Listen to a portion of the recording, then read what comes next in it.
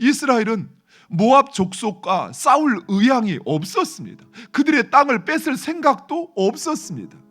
왜냐하면 하나님께서 모세와 이스라엘 백성들에게 모압과 암몬의 땅은 내가 그들에게 주기로 약속하였으니 너희는 그들을 건들지도 말고 그 땅을 빼앗지도 말라라고 말씀하셨습니다. 따라서 모압 족속은 이스라엘을 두려워할 필요가 없었다라는 것입니다.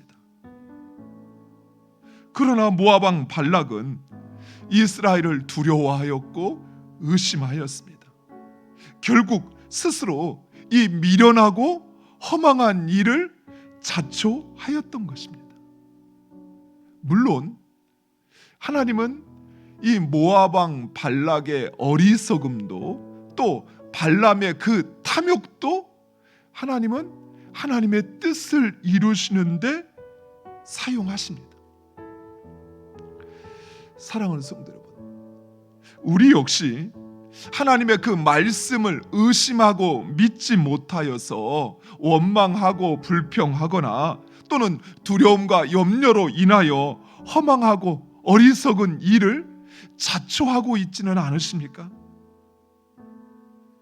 내가 두려워하지 않아도 되는 일을 두려워하고 있고 내가 염려하지 않아도 되는 그 일을 내 염려로 무엇인가 바꿀 수 있다는 생각에 염려하고 있고 헛된 노력을 하고 있지는 않습니까? 마치 발락처럼 말입니다. 발락이 왜 이처럼 허망한 일을 벌이는 것일까요? 그것은 바로 하나님을, 그 하나님의 말씀을 믿지 못하기 때문입니다. 사랑하는 성도 여러분, 우리 하나님은 한번 말씀하신 것을 반드시 지키십니다. 또한 하나님은 그의 백성을 결코 포기하시거나 버리지 않으십니다. 우리가 하나님을 멀리하거나 우리가 하나님을 버리지 않는 한 하나님은 결코 우리를 떠나지 않으신다는 것이. 문제는 우리가 그 하나님을 믿는, 또 하나님의 말씀을 믿는 믿음으로 온전히 순종하지 못하기 때문이 그래요. 만약 하나님께서 그 제단과 제물을 받으셨다면 그 발락의 소원, 즉 이스라엘 백성을 저주하는 일을 행하셔야 합니다. 하지만 하나님은 발람과 발락이 원하였던 이스라엘에 대한 저주가 아니라 이스라엘에 대한 축복의 말씀만을 하십니다.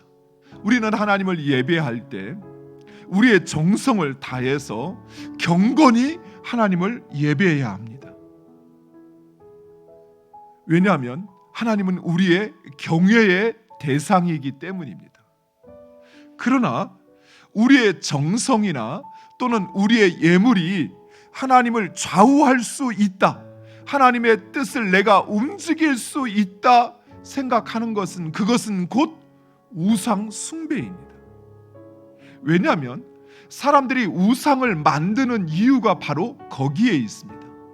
자신이 신을 만들고 그 신을 자신이 좌우할 수 있다라고 여기는 것이 바로 우상 숭배입니다. 우리가 진정 믿고 확신하는 하나님은 어떤 분이십니까? 그 하나님은 만유의 주이십니다. 자신의 뜻대로 세상을 다스리시는 하나님이십니다. 내가 함부로 이리저리 주장할 수 있는 분이 아니라는 것이에요. 다만 하나님께서 우리를 긍휼히 여겨 주시어서, 우리를 불쌍히 여겨 주시어서 하나님의 그 존엄과 영광에는 티끌만치도 닿지 않는 그런 우리의 예배고 우리의 헌신이지만 하나님께서 그것을 기뻐 받아주시는 거예요. 우리의 삶에서 사람의 생각과 사람의 계획이 또 힘있고 능력 있는 사람과 또 그의 계획이 이루어지는 것 같다고 할지라도, 그러나 궁극적으로 이루어지는 것은 오직 하나님의 말씀과 그 계획임을 믿으시기 바랍니다. 따라서 그 하나님 말씀 붙잡는 사람이 지혜로운 사람이에요.